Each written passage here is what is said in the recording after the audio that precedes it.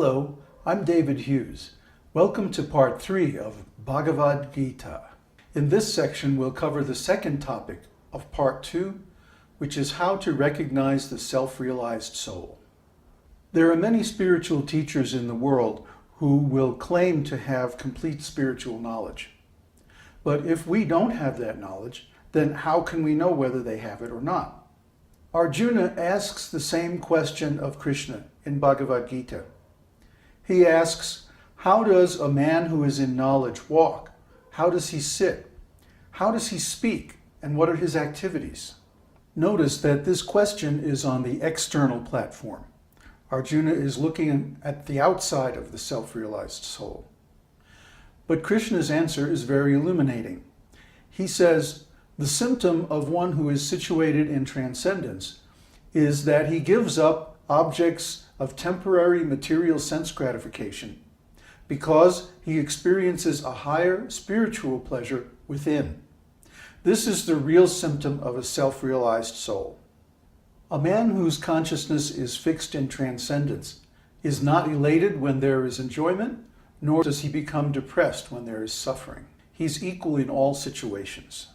He is able to withdraw his senses from their objects, like a turtle that draws its limbs inside its shell, and he can become detached because his mind is fixed on transcendence. Our normal consciousness is actually spiritual. After all, what does the spirit soul have to do with this material body? The material world is actually far away from us. So real spiritual consciousness means to be face to face with God in an eternal, loving, spiritual relationship of service, and to be detached from material enjoyment and material happiness and distress as well. Therefore, someone who is actually enlightened is not attached to success or failure, winning or losing, profit or loss, but simply in remaining fixed in consciousness within on a transcendental object. After discussing the symptoms of the self-realized soul, Krishna goes on to analyze how our original spiritual consciousness becomes converted into material consciousness. He says, while contemplating the objects of the senses, one develops attachment for them. And from attachment, lust develops. From lust, anger arises. In other words, our natural state is free and spiritual. But because we want to enjoy material objects, we begin to contemplate them through the material senses. After contemplating the objects of the senses regularly for a long time, it becomes a habit. This is called attachment. When we develop attachment for the objects of the senses, then we feel we have to enjoy them. This is lust. When lust is frustrated, as it inevitably will be in this material world where everything changes, then we become angry. And once we become angry, then we lose all our intelligence. We forget who we are, where we are, what our real purpose in life is, and all of our spiritual knowledge. And when our intelligence becomes bewildered like this, then we fall down into gross material existence and we become a slave to the senses and mind and actually lose all of our original spiritual qualities. We should understand that this material body is temporary. You see me now, I have a middle-aged body.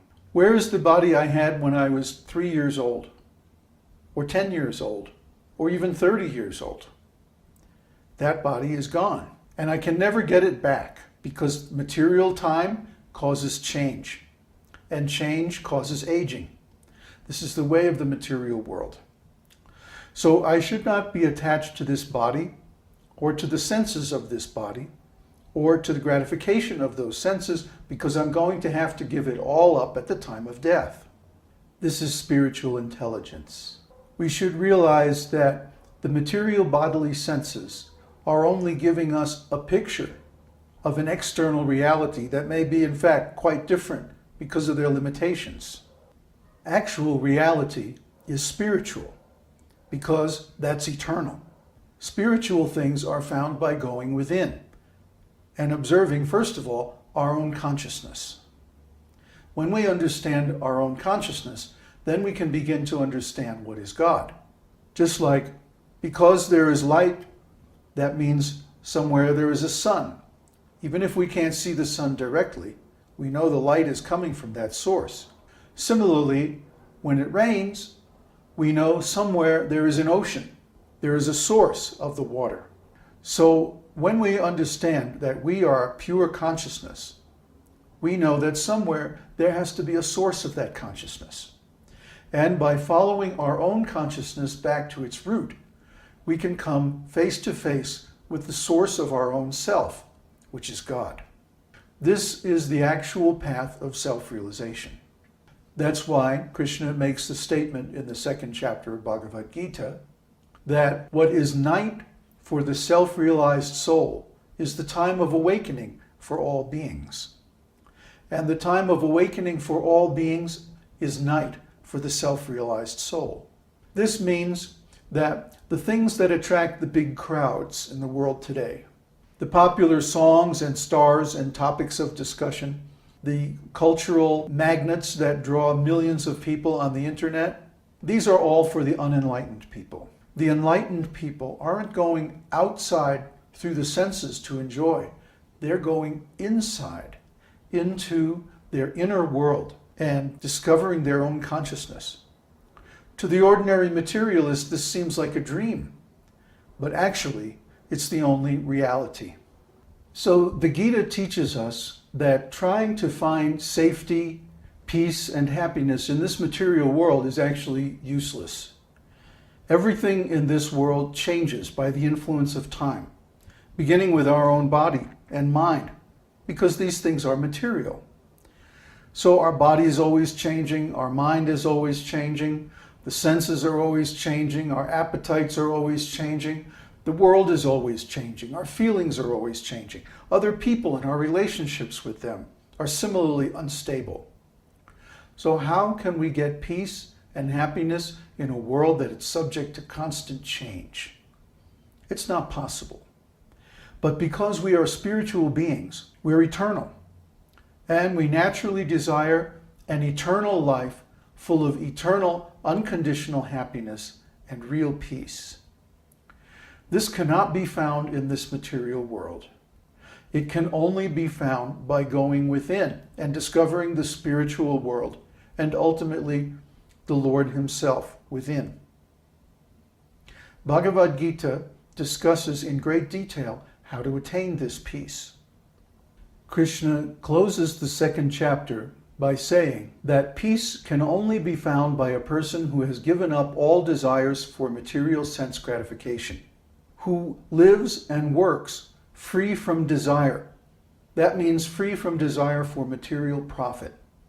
And finally, peace can only be found by one who has given up the sense of proprietorship over his own body, his own self, his work, and the results of his work. Only such a person can attain real peace.